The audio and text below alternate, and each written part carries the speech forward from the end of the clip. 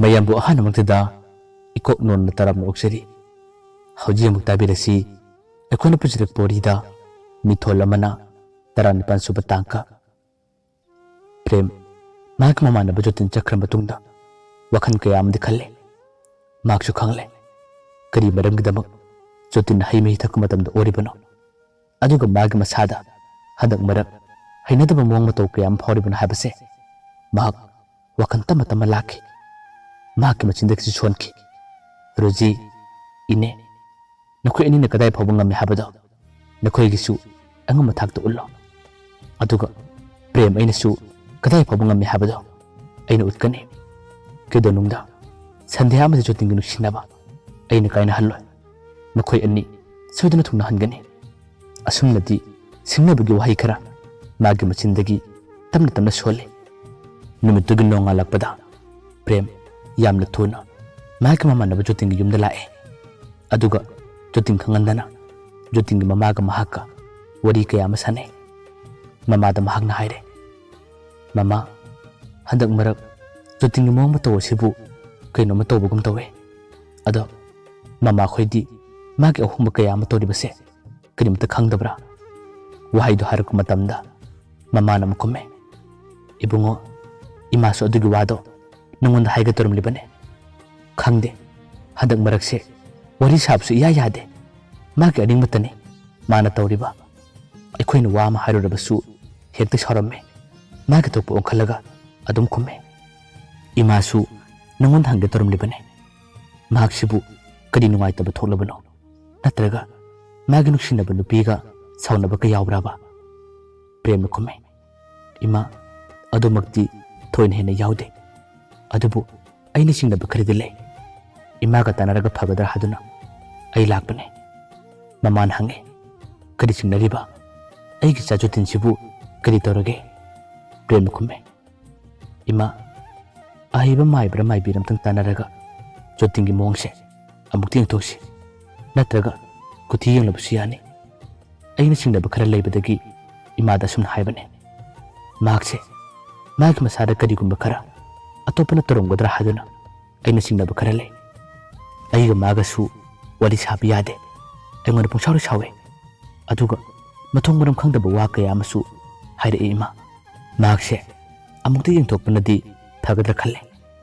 ꯄ꯭ꯔꯦꯝꯒꯤ ꯋꯥꯍꯩꯁꯤꯡ ꯑꯗꯣ ꯖꯣꯇꯤꯟꯒꯤ ꯃꯃꯥꯁꯨ ꯊꯥꯖꯔꯝꯃꯦ ꯃꯃꯥꯅ ꯑꯃ ꯍꯪꯉꯦ ꯑꯗꯨꯗꯤ ꯏꯕꯨꯡꯉꯣ ꯄ꯭ꯔꯦꯝ ꯀꯅꯥ ꯇꯥꯟꯅꯒꯅꯤ ꯀꯅꯥꯗ ꯌꯦꯡꯂꯒ ꯈꯪꯒꯅꯤ ꯀꯔꯤꯒꯨꯝꯕ ꯑꯩꯒꯤ ꯏꯆꯥ ꯑꯁꯤꯕꯨ ꯑꯇꯣꯞꯄꯁꯤꯡꯅ ꯃꯍꯩ ꯇꯧꯔꯝꯕ ꯇꯥꯔꯒꯅ ꯀꯃꯥꯏꯅ ꯇꯧꯗꯣꯔꯤꯕ ꯑꯁꯤꯕꯨ ꯐꯕ ꯉꯝꯂꯣꯏꯗ꯭ꯔꯥ ꯄ꯭ꯔꯦꯝꯅ ꯈꯨꯝꯃꯦ ꯏꯃꯥ ꯊꯣꯏꯗꯨꯅ ꯋꯥꯅꯤꯡꯉꯥꯏ ꯂꯩꯇꯦꯗ ꯉꯜꯂꯤꯉꯩ ꯃꯇꯝꯗ ꯌꯦꯡꯍꯧꯔꯕꯗꯤ ꯑꯗꯨꯝ ꯐꯕ ꯌꯥꯏ ꯑꯗꯣ ꯌꯦꯡꯕ ꯇꯥꯔꯕꯁꯨ ꯀꯅꯥꯁꯨ ꯈꯪꯍꯟꯒꯨꯝꯁꯤ ꯑꯩꯁꯨ ꯃꯥꯒꯤ ꯃꯑꯣꯡ ꯃꯇꯧ ꯑꯁꯦ ꯁꯣꯏꯗꯅ ꯌꯧꯔꯝꯒꯅꯤ ꯈꯜꯂꯦ ꯍꯧꯖꯤꯛꯄꯨ ꯃꯥ ꯂꯩꯕ꯭ꯔꯥ ꯃꯃꯥꯅ ꯈꯨꯝꯃꯦ ꯂꯩꯇꯦ ꯏꯕꯨꯡꯉꯣ ꯊꯣꯛꯈꯤꯕꯅꯦ ꯀꯗꯥꯏꯗ ꯆꯠꯂꯤꯕꯅꯣ ꯍꯪꯂꯕꯁꯨ ꯀꯔꯤꯝꯇ ꯈꯨꯝꯗꯦ ꯋꯥ ꯉꯥꯡꯅꯕꯁꯦ ꯏꯌꯥ ꯌꯥꯗ꯭ꯔꯕꯅꯦ ꯑꯗꯣ ꯅꯪꯅ ꯆꯤꯡꯅꯩ ꯍꯥꯏꯔꯤꯕꯁꯤꯅ ꯀꯅꯥꯅꯣ ꯀꯩ ꯂꯝꯗꯒꯤꯅꯣ ꯄ꯭ꯔꯦꯝꯅ ꯈꯨꯝꯃꯦ ꯏꯃꯥ ꯅꯨꯄꯤꯅꯤ ꯃꯃꯥ ꯃꯆꯥꯅꯤ ꯅꯍꯥꯟꯋꯥꯏ ꯃꯇꯝ ꯑꯃꯗ ꯑꯩꯒꯤ ꯃꯔꯨꯞ ꯖꯣꯇꯤꯟꯅ ꯀꯣꯏꯔꯝꯕ ꯅꯨꯄꯤꯅꯤ ꯑꯗꯨꯕꯨ ꯍꯧꯖꯤꯛꯇꯤ ꯅꯨꯄꯤꯗꯨꯒꯤ ꯃꯑꯣꯡ ꯃꯇꯧ ꯑꯃꯗꯤ ꯃꯥꯒꯤ ꯃꯃꯥꯒꯤ ꯃꯑꯣꯡ ꯃꯇꯧ ꯀꯌꯥꯗꯨ ꯍꯩꯅꯗꯕꯗꯒꯤ ꯃꯈꯣꯏꯅꯤ ꯂꯥꯞꯅꯈ꯭ꯔꯦ ꯇꯣꯛꯅꯈ꯭ꯔꯦ ꯑꯗꯨꯕꯨ ꯍꯟꯗꯛ ꯖꯣꯇꯤꯟꯒꯤ ꯊꯕꯛ ꯇꯧꯒꯗꯣꯔꯦ ꯍꯥꯏꯕꯒꯤ ꯄꯥꯎ ꯇꯥꯕꯗꯒꯤ ꯃꯃꯥ ꯃꯆꯥ ꯆꯪꯂꯒ ꯖꯣꯇꯤꯟꯁꯦ ꯐꯥꯅꯕ ꯀꯟꯅ ꯇꯧꯔꯤꯕꯅꯤ ꯀꯔꯤꯒꯨꯝꯕ ꯑꯗꯨꯒꯤ ꯅꯨꯄꯤꯗꯨꯅ ꯑꯁꯤꯗ ꯃꯧ ꯑꯣꯏꯅꯒ ꯂꯥꯛꯄ ꯇꯥꯔꯕꯗꯤ ꯌꯨꯝꯁꯦ ꯀꯥꯡꯈꯣꯡ ꯆꯥꯏꯕꯗꯤ ꯁꯣꯏꯗ꯭ꯔꯕꯅꯤ ꯑꯩꯗꯤ ꯑꯗꯨꯒꯤ ꯅꯨꯄꯤꯗꯣ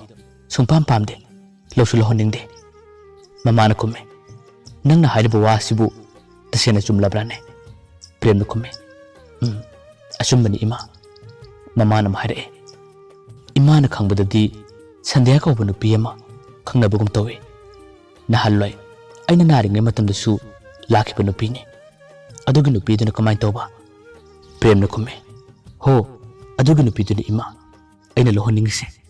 ꯈ꯭ꯋꯥꯏꯗꯒꯤ ꯐꯕ ꯌꯨꯝ ꯄꯥꯡꯒꯗꯕ ꯅꯨꯄꯤ ꯍꯥꯏꯔꯒꯗꯤ ꯑꯗꯨꯒꯤ ꯅꯨꯄꯤꯗꯨꯅꯤ ꯑꯗꯨꯕꯨ ꯈꯪꯗꯦ ꯃꯈꯣꯏ ꯑꯅꯤꯁꯦ ꯄꯠꯇꯟꯅ ꯊꯃꯣꯏ ꯁꯦꯡꯅ ꯅꯨꯡꯁꯤꯖꯕꯅꯤ ꯑꯗꯨꯕꯨ ꯃꯃꯥ ꯃꯆꯥꯒꯤ ꯁꯔꯧ ꯑꯗꯨꯅ ꯍꯧꯖꯤꯛꯇꯤ ꯖꯣꯇꯤꯟꯁꯦ ꯁꯟꯙ꯭ꯌꯥꯒꯤ ꯋꯥꯈꯜꯗꯒꯤꯁꯨ ꯂꯥꯞꯊꯣꯛꯄꯒꯨꯝ ꯇꯧꯏ ꯃꯥꯅ ꯁꯨꯡꯄꯥꯝ ꯄꯥꯝꯗꯕ माना सुंया यादब नुपीदी वखंदने मानो जो खल्लिबसे इमा याम थोन येंगसी संध्यागा मखोय अनिगनु सिनबसे अइदी काइनानबिसु पामदे लाइरब इनाखुनबा हाबसिदी लाइबकिने अखोय मियोबसिदी पुजिसु पहिंगदब नते हिलिंगे मतमदा इमागे सेवा फजन तोबिगदबा इमाबु लुना खंजगदबा मोदो इमाबु पामदब्राने ममाना खुमे करिगे पामदने इमासु पामलिबने नंगी वासे तसेना चुमगनी हदक बरक अइगी चाजो तिनचे कइनो मतोरबने होरेन नुथिनसे अखोय नि चलगा अमुक्ति योनुसे अदु नत्रबदी अइगी चागे पुसियसे मांगबा तारे असुमना प्रेम अमदी जोतिंग ममा वरी कया मसाने प्रेम न्याक्तिंग मतुंगददी युमदा लगले नुथिन चसे हाइनकी युमदा लगलब मतुंगदा फमुंगदा फमले अदुगो वखल कया अमसु तौरे असुमना न्याक्तिंग लेरिंग मतम असितने माकी नंबरदा संध्याना फोन तोरए प्रेम ने फोन तो पखले मान फोन पखतपगदी संध्याना कबलगा असुमना हारे तमो प्रेम अइ ngasi नंगोंद वा मता हाइगे नंगिदे नमानबने नमानबगे मचंग चंग हाइबसिदी अदुम सोइद्रबने अदुबु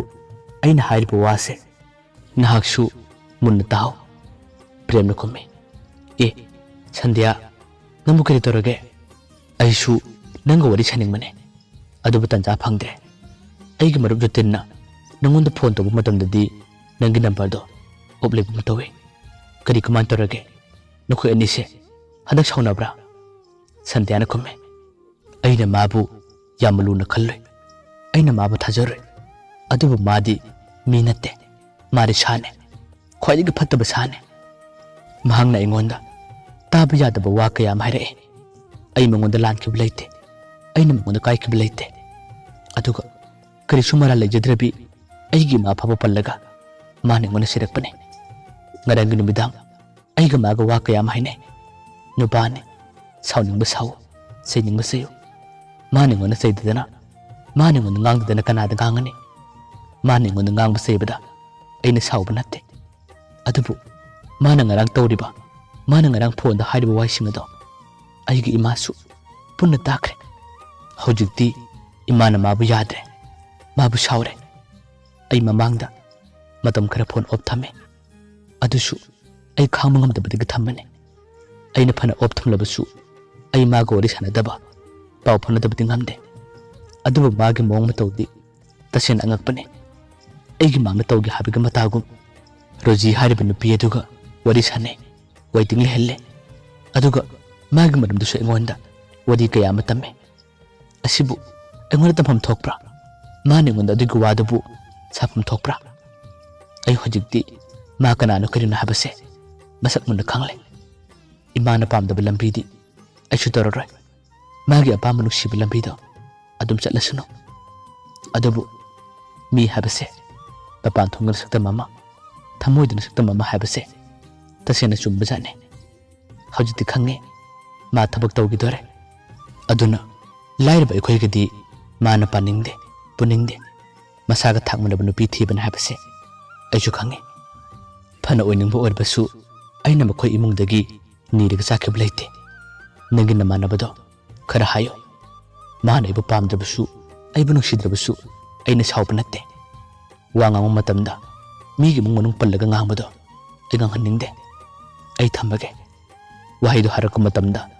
प्रेम न खुमे संध्या ngaiko अइसु नंगोंद वामन ता हाइगे चुम्मे नंगना माबु साउरिबदो साफम थोए दुबु नंग होजिक जोतिंगी बरमदा करिमता तादब्रा संध्या न हंगे करी पाउनो तादे प्रेम न खुमे जोतिंसे वखलमा तौरे अखोइगो वरी साबस यादे अदुगो मागी युमगी मिसिंगा वरी सानद फावबा मासे यादरे अइना सुम खनबदा मागसे छमिंख्रबा कनोमा तौरे होरेन नुंथिन मखोइ ममागा अइगा मागी मरमदी यंग चकने वाहिदो हारकपदा संध्याना मखुमे अदुबु ओइबा याब्राने प्रेम खुमे असेंगमने अइना मंगोंदो वा हाइबसु मा करिमता ताद्रे अइना वा खरा हाइरबसु पंगसाउरु Save मागसे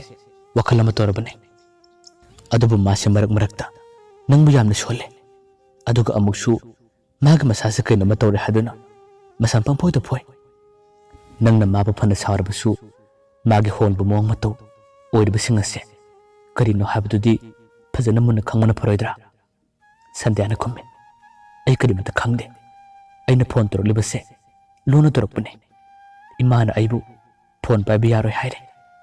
kari gumba aina maga wali saramba tarabadi aibu phugani aduga yumsida leibi yaroi haduna phawba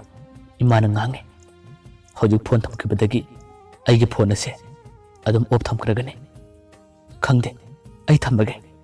asumna haramlaga Sandhya yamna wakhan nuaitana phone thamki phone thamkraba matungda Sandhya amuksu ningamdaba kaya aduna magi phapungda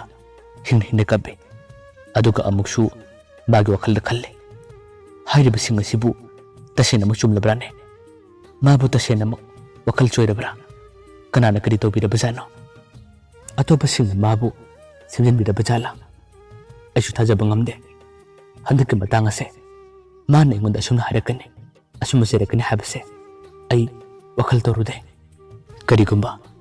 masina asumba oramba taragana kandoba natte ma ngawba yaroi ma aigi nupane mana ingonda phana sarbasu ai maga lamnaba ai maga kainabadi ngamloi aishu magi damak angama thak to hanagani aishu mabu yengbada mateng pangani asumna amuksu wakal kaya makhalle numittugi nungthin prem amadi joting mama makhoi anina khwaidiga hiba maiba ma wadi sanarame maibudu yengu matamdadi tasena makhangle jotingi masada karigumba aphapun khara yaukre habase maibuduna phajana haire magi kuti edusu phajana yenghalame ngakthunaba lai khurumnaba matamsu maibuduna punna tharakle prem amadi joting mama yumda halakle aduga makhoi anitamu wadi kaya malona khane kari kamai to sige jotin si karamna phagane aduga mato karama lai khurumgani haduna wadi sanare pausinga se prem di Sandhya da tahanna pame magi number da phone torame atubu Sandhya gi number di oblerame Sandhya na lana khalliba mana warori basinga se kari gumba sigi pause taba tarabadi soidana warobu phagani khallubane adubu magi number oble khirbanina karamna paw haigani karamna paw tamgani aduga amu jotindi yumda paana halakte mahakti Roji gi yumda matam ayambada adum leire ayuki nungthingi adum leire makhoi yumda ayuki matamdadi ayamba jakse mama Roji amadi jotin makhoi ahum adum leirame masigi tanja masigi mikub asini mama na khwaidi gi pamjariba Roji su mabunu shibadagi magi dam khanjabadagi leiribani khalloi hoju phaba mahak arun basinga se kadimata khangde Roji gi mapanu pa adubu tuition tobiduna amadi Roji makhoi ani wari saraga adum leire nungaibu pusi mathel amadani mana hingliba mamana prem gi wakhalsu karimata khande aduga mana thawai mani khanjaribi Sandhya gi wakhalsu thoini hena khandabra khangde yumgi wakhalsu mahak adum kaure asuma leire ngai nongmadi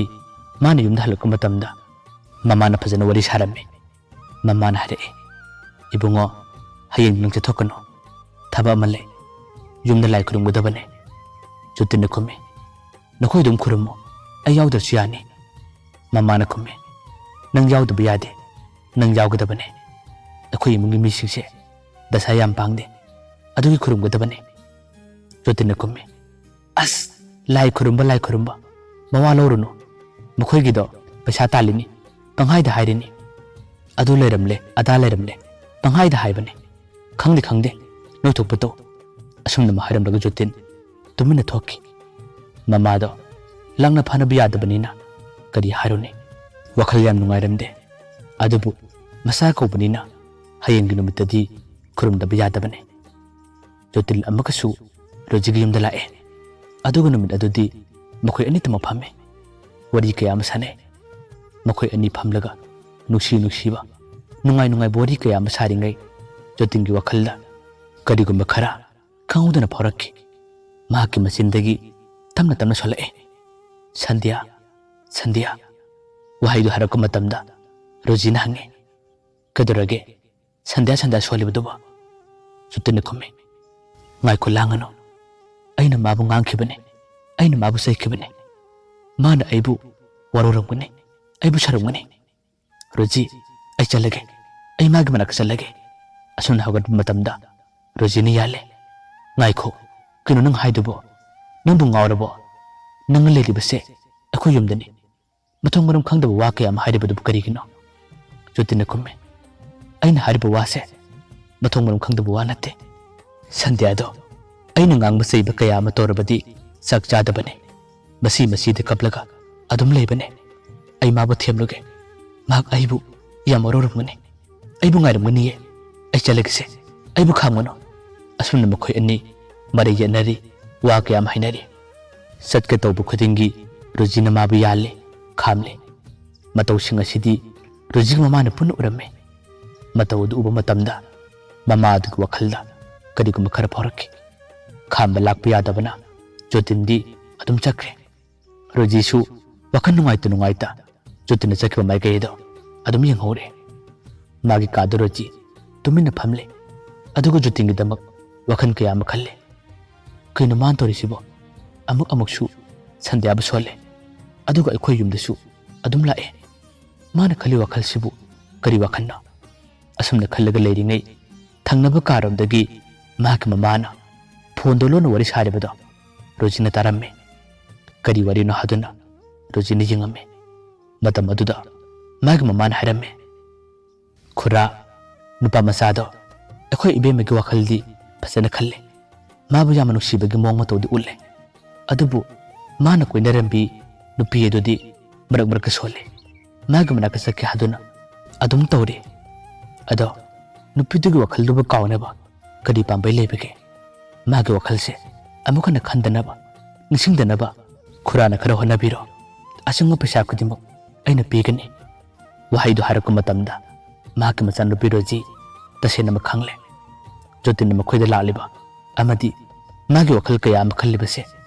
ꯃꯃꯥꯅ ꯁꯤꯟꯕ ꯊꯧꯔꯥꯡꯅ ꯃꯔꯝ ꯑꯣꯏꯔꯒ ꯖꯣꯇꯤꯟꯅ ꯃꯥꯕꯨ ꯅꯨꯡꯁꯤꯔꯛꯄꯅꯤ ꯑꯗꯨꯒ ꯃꯥꯅ ꯈꯪꯅꯔꯝꯕꯤ ꯁꯟꯙ꯭ꯌꯥꯕꯨ ꯀꯥꯎꯕꯅꯤ ꯍꯥꯏꯕꯁꯦ ꯃꯌꯦꯛ ꯁꯦꯡꯅ ꯈꯪꯂꯦ ꯃꯃꯥꯅ ꯐꯣꯟ ꯊꯝꯈ꯭ꯔꯕ ꯃꯇꯨꯡꯗ ꯔꯣꯖꯤꯅ ꯀꯞꯂꯒ ꯃꯃꯥꯒꯤ ꯃꯅꯥꯛꯇ ꯆꯪꯉꯦ ꯑꯗꯨꯒ ꯍꯥꯏꯔꯝꯃꯤ ꯏꯃꯥ ꯀꯩꯅꯣ ꯅꯪ ꯇꯧꯔꯤꯁꯤꯕꯣ ꯅꯪꯅ ꯇꯧꯔꯤꯁꯤꯕꯣ ꯀꯔꯤꯅꯣ ꯃꯃꯥꯅ ꯍꯪꯉꯦ ꯀꯩꯗꯧꯔꯒꯦ ꯑꯩꯅ ꯀꯔꯤ ꯇꯧꯔꯒꯦ ꯃꯆꯥꯅꯨꯄꯤꯅ ꯈꯨꯝꯃꯦ ꯃꯤꯒꯤ ꯃꯆꯥꯕꯨ ꯉꯥꯎꯍꯜꯂꯒ ꯃꯤꯒꯤ ꯃꯆꯥꯕꯨ ꯐꯥꯔꯒ ꯏꯃꯥꯗ ꯄꯦꯜꯂꯤꯕ ꯅꯨꯡꯉꯥꯏꯔꯤꯕꯁꯤ ꯀꯔꯤꯅꯣ ꯅꯪꯕꯨ ꯃꯤ ꯅꯠꯇꯕ꯭ꯔꯣ ꯅꯪꯕꯨ ꯃꯤꯒꯤ ꯊꯃꯣꯏ ꯄꯥꯟꯗꯕ꯭ꯔꯣ ꯃꯤꯒꯤ ꯅꯨꯡꯁꯤꯕꯕꯨ ꯃꯁꯦ ꯇꯥꯅ ꯊꯨꯒꯥꯏꯔꯒ ꯑꯩꯅ ꯑꯃꯨꯛ ꯅꯨꯡꯁꯤꯕ ꯃꯨꯟꯕꯗꯤ ꯏꯃꯥ ꯑꯩ ꯄꯥꯝꯗꯦ ꯑꯩ ꯇꯧꯔꯣꯏꯌꯦ ꯏꯃꯥꯅ ꯇꯧꯔꯤꯕ ꯊꯕꯛ ꯑꯗꯣ ꯌꯥꯝꯅ ꯊꯨꯅ ꯊꯥꯗꯣꯛꯑꯣ ꯀꯔꯤꯒꯨꯝꯕ ꯏꯃꯥꯅ ꯊꯥꯗꯣꯛꯇꯕ ꯇꯥꯔꯕꯗꯤ ꯑꯩ ꯑꯣꯏꯅ ꯁꯤꯒꯅꯤ ꯑꯩ ꯁꯤꯒꯅꯤ ꯃꯃꯥꯅ ꯑꯃꯨꯛ ꯈꯨꯝꯃꯦ ꯏꯕꯦꯝꯃ ꯍꯩꯍꯩꯗꯦ ꯑꯗꯨꯝꯅ ꯍꯥꯏꯒꯅꯨ ꯏꯃꯥꯅ ꯇꯧꯔꯤꯕ ꯈꯨꯗꯤꯡꯃꯛꯁꯤꯡ ꯑꯁꯦ ꯅꯪꯒꯤ ꯐꯅꯕ ꯉꯥꯛꯇꯅꯤ ꯀꯔꯤꯒꯤ ꯑꯗꯨꯝꯅ ꯍꯥꯏꯔꯤꯕꯅꯣ ꯃꯆꯥꯅꯨꯄꯤꯅ ꯈꯨꯝꯃꯦ ꯇꯥꯅꯤꯡꯗꯦ ꯅꯪꯅ ꯍꯥꯏꯕ ꯑꯃꯠꯇ ꯇꯥꯅꯤꯡꯗꯦ ꯅꯪꯅ ꯇꯧꯔꯤꯕ ꯊꯕꯛꯁꯦ ꯑꯩꯕꯨ ꯐꯅꯕ ꯅꯠꯇꯦ ꯑꯩꯕꯨ ꯃꯥꯡꯅꯕꯅꯦ ꯑꯁꯦꯡꯕ ꯊꯃꯣꯏꯒꯤ ꯅꯨꯡꯁꯤꯕ ꯑꯩꯅ ꯄꯥꯝꯃꯦ ꯈꯨꯠꯁꯦꯝꯒꯤ ꯅꯨꯡꯁꯤꯕꯗꯤ ꯑꯩꯅ ꯀꯩꯗꯧꯅꯨꯡꯗ ꯄꯥꯝꯗꯦ ꯏꯃꯥꯒꯤ ꯃꯍꯩꯒꯤ ꯁꯛꯇꯤ ꯑꯗꯨꯅ ꯃꯥꯅ ꯑꯩꯕꯨ ꯅꯨꯡꯁꯤꯕꯅꯤ ꯃꯥꯒꯤ ꯑꯁꯦꯡꯕ ꯊꯃꯣꯏꯗꯤ ꯑꯩꯕꯨ ꯅꯨꯡꯁꯤꯕ ꯅꯠꯇꯦ ꯌꯥꯝꯅ ꯊꯨꯅ ꯐꯠꯇꯕ ꯊꯕꯛꯁꯤꯡ ꯑꯁꯦ ꯊꯥꯗꯣꯛꯄꯤꯌꯨ ꯀꯔꯤꯒꯨꯝꯕ ꯊꯥꯗꯣꯛꯇꯕ ꯇꯥꯔꯕꯗꯤ ꯑꯩꯒꯤ ꯑꯁꯤꯕ ꯍꯛꯆꯥꯡ ꯑꯣꯏꯅ ꯏꯃꯥꯈꯣꯏꯅ ꯎꯒꯅꯤ ꯑꯁꯨꯝꯅ ꯍꯥꯏꯔꯝꯂꯒ ꯔꯣꯖꯤ ꯀꯞꯂꯒ ꯃꯥꯒꯤ ꯀꯥꯗ ꯆꯪꯉꯤ ꯐꯃꯨꯡꯗ ꯃꯍꯥꯛꯄꯨ ꯈꯥꯝꯕ ꯂꯥꯛꯄ ꯌꯥꯗꯅ ꯑꯗꯨꯝ ꯀꯞꯈꯤ ꯅꯨꯃꯤꯠꯇꯨꯒꯤ ꯅꯨꯃꯤꯗꯥꯡꯒꯤ ꯃꯇꯝꯗ ꯌꯥꯝꯅ ꯂꯣꯟꯅ ꯁꯟꯙ꯭ꯌꯥ ꯑꯃꯗꯤ ꯄ꯭ꯔꯦꯝ ꯐꯣꯟꯗ ꯋꯥꯔꯤ ꯁꯥꯟꯅꯩ ꯁꯟꯙ꯭ꯌꯥꯁꯨ ꯖꯣꯇꯤꯟꯒꯤꯗꯃꯛꯇ ꯌꯥꯝꯅ ꯋꯥꯖꯈꯤ ꯃꯥꯏꯕꯒꯤ ꯂꯥꯏ ꯈꯨꯔꯨꯝꯅꯕꯒꯤꯗꯃꯛ ꯑꯃꯗꯤ ꯑꯐꯕ ꯃꯥꯏꯕ ꯀꯌꯥ ꯑꯃ ꯇꯥꯟꯅꯕꯗ ꯁꯟꯙ꯭ꯌꯥꯁꯨ ꯌꯥꯎꯈꯤ ꯃꯍꯥꯛꯅ ꯊꯥꯖꯕ ꯃꯥꯒꯤ ꯂꯩꯀꯥꯏꯒꯤ ꯃꯅꯦ ꯃꯗꯣꯝꯆꯥꯁꯤꯡꯗ ꯍꯪꯂꯒ ꯑꯐꯕ ꯃꯥꯏꯕꯁꯤꯡ ꯑꯗꯨꯒꯤ ꯃꯔꯝꯗ ꯄ꯭ꯔꯦꯝꯗ ꯑꯃꯨꯛ ꯇꯝꯃꯤ ꯄ꯭ꯔꯦꯝꯒꯤ ꯖꯣꯇꯤꯟꯒꯤ ꯃꯃꯥꯒꯁꯨ ꯃꯥꯏꯕ ꯑꯃꯈꯛꯇꯗ ꯃꯈꯣꯏꯅ ꯌꯦꯜꯂꯝꯗꯦ ꯑꯇꯣꯞꯄ ꯃꯥꯏꯕꯁꯤꯡꯗꯁꯨ ꯖꯣꯇꯤꯟꯒꯤ ꯃꯔꯝꯗ ꯌꯦꯜꯂꯝꯃꯤ ꯑꯗꯨꯕꯨ ꯈꯨꯝꯂꯤꯕ ꯄꯥꯎꯈꯨꯝꯁꯤꯡ ꯑꯗꯨꯗꯤ ꯆꯞ ꯃꯥꯟꯅꯔꯝꯃꯤ ꯍꯌꯦꯡꯒꯤ ꯅꯨꯃꯤꯠ ꯑꯁꯤꯗꯤ ꯖꯣꯇꯤꯟꯒꯤ ꯂꯥꯏ ꯈꯨꯔꯨꯝꯒꯗꯕ ꯅꯨꯃꯤꯠꯅꯤ ꯅꯨꯃꯤꯠ ꯑꯁꯤꯒꯤꯗꯃꯛꯇ ꯐꯥꯎꯕ ꯁꯟꯙ꯭ꯌꯥꯅ ꯅꯨꯃꯤꯗꯥꯡꯗ ꯐꯣꯟ ꯇꯧꯔꯛꯄꯗ ꯀꯔꯤ ꯄꯣꯠꯆꯩ ꯆꯪꯒꯅꯤ ꯀꯔꯤ ꯍꯥꯞꯀꯅꯤ ꯍꯥꯏꯗꯨꯅ ꯄ꯭ꯔꯦꯝꯅ ꯐꯖꯅ ꯍꯪꯉꯤ ꯑꯗꯨꯒꯤ ꯄꯣꯠꯆꯩ ꯐꯥꯎꯕ ꯃꯥꯅ ꯍꯦꯟꯅ ꯊꯋꯥꯏ ꯌꯥꯎꯖꯕ ꯃꯥꯒꯤ ꯅꯨꯄꯥꯃꯛꯅꯤ ꯈꯟꯖꯕꯅ ꯃꯥꯅꯁꯨ ꯂꯩꯔꯒ ꯊꯜꯂꯝꯃꯤ ꯑꯗꯨꯒ ꯄ꯭ꯔꯦꯝꯗ ꯂꯣꯟꯅ ꯍꯥꯏꯔꯝꯃꯤ ꯍꯌꯦꯡꯗꯣ ꯈꯔ ꯉꯟꯅ ꯂꯧꯕ ꯂꯥꯛꯑꯣ ꯑꯩꯗꯤ ꯐꯣꯟ ꯑꯃꯨꯛ ꯄꯥꯏꯕ ꯌꯥꯔꯔꯣꯏ ꯏꯃꯥꯅ ꯈꯪꯈ꯭ꯔꯕꯗꯤ ꯌꯥꯔꯣꯏ aduna imana bigum thalamge posai singado nang loba lakpiyo haduna prem da phajana hajarami prem nadi asum da gilang le yai haduna khummi adubu sandyana yamandabadagi loba lakki da khumki ngaktang wari sarabagi tungda sandya phone tamkre prem su magi ka da ngaktang famling talak asida chutin yamna pina chalae aduga maga mamanaba prem da sandya gi manaka chasi haduna ngarang ngange prem na khummi hojikti numidang ne satpi nungai roi saluba tarabasu thorak loi hayeng chase chutin na khummi chase chattabi yaroi aina mangonda phone tawbase op leba matam kuire aduga na hannongsu aina mabu sairubane maingona sarongani engoda waru longmani lao amuk saluse ai mabu uninge premna phanakana khame adubu chutin yamandabadagi premna hare mana nangbu sauba leite warob leite engoda phone toraklame mana phajana hajarame hayenu tunum dangwaramdo aiga nanga maga manakta lao haibane aduga unasi su hairakpane chutin khome ha asingba hairakpara premna makhome hairakpane ado nang hayengdi thabada chatpa yade lai khurumgudaba le aisu yawgudabane lai khurumbu loraga nungtinga matamdo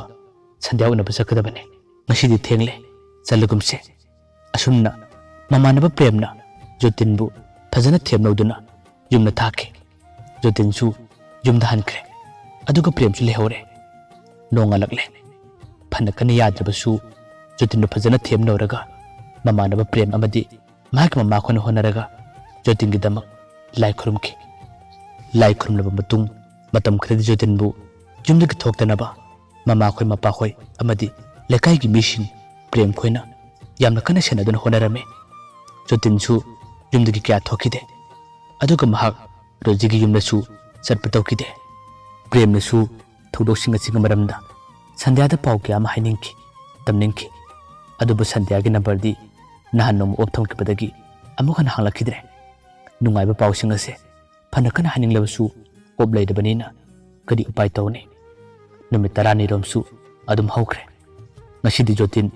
gyan phanyamna tare mana khalamba wakal kudimak puna honakle nomgi numita matomta leiba matamda mana sandyabu khani nishinglakpadagi yamna thona mahak sandhyagi number da phone tawe adubu magi number di hojo phawba op leiri jotin ne yamna thona mamanaba prembu makhoi yumda kawe aduga thokriba tawkriba thodo singa chikamaramna wari kudima punna hange premnasu wari kudima loina lire wari singdu tabadagi jotin ningba kaiba kaya amana masa matumta mahak hingni kable ngihaktangi matungdadi makhoi animak sandyaga lekara chulusi haduna punna lakminaki makhoi laklibase lai khurumkraba matung tha makhai marum lerekani asum lakpaduna makhoi leka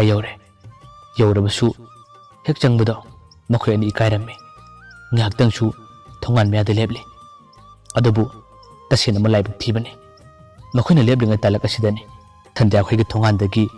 phiengoba setpa nupi khara thoraki makhoi singadu uba matamda jotinga premga yamnga alamme karigina haduna makhoi anina wakal kaya makhalle makhoina sakhrabagi tungdadi mana ato de leblamba mauna hamag manakta makhoi ani change aduga premna hange itei makai namda hangeba hojikta nupi khara thokhibadubu kari thabakino mauna aduna khomme o asida sandya ko bile sabi malai magi hajab laklibane wahidu taba matamda prem joting chap manana ha asumna hange mauna aduna khomme nupa masa adusu yamna phai haibane khangde nahan nongmasu sandya ga mamana haibadadi maga maza nupise yamma thuna luhongbirani haramme nakhoi kana kana no akhoi sandya ga di kari thonaba prem nu khomme itaima akhoi maga tinabane pi aduna ma khomme o adudi changudana prem nu khomme yarani itaima ngasidi makhoi gi yumda marang tormone changbudu nungaitre akhoi chalage asumna haramlaga prem mid jotin yamna wakhan nungaitana adum thoraki mauna ha adusu adum changkre chana jotin di mamitig mapi tarae ꯊꯃꯣꯏ ꯁꯣꯛꯅ ꯅꯤꯡꯉꯝꯗꯕ ꯀꯌꯥꯗꯨꯅ ꯂꯥꯎꯔꯒ ꯀꯞꯄ ꯍꯧꯔꯛꯑꯦ ꯃꯃꯥꯟꯅꯕ ꯄ꯭ꯔꯦꯝꯅꯗꯤ ꯁꯣꯔꯣꯛ ꯑꯣꯏꯕꯅꯤꯅ ꯏꯀꯥꯏꯖꯗꯨꯅ ꯀꯞꯀꯅꯨ ꯍꯥꯏꯗꯨꯅ ꯊꯦꯝꯃꯤ ꯑꯗꯨꯕꯨ ꯖꯣꯇꯤꯟꯗꯤ ꯊꯤꯡꯕ ꯂꯥꯛꯄ ꯌꯥꯗꯅ ꯃꯥꯒꯤ ꯃꯃꯤꯠꯇꯒꯤ ꯃꯄꯤꯗꯤ ꯂꯦꯞꯄ ꯂꯩꯇꯅ ꯑꯗꯨꯝ ꯁꯤꯟꯊꯔꯛꯈꯤ ꯀꯔꯤꯕꯨ ꯊꯣꯛꯀꯗꯧꯔꯤ ꯃꯌꯥꯝꯕꯨ ꯑꯔꯣꯏꯕꯗ ꯑꯃꯨꯛ ꯍꯟꯅ ꯈꯨꯔꯨꯝꯖꯔꯤ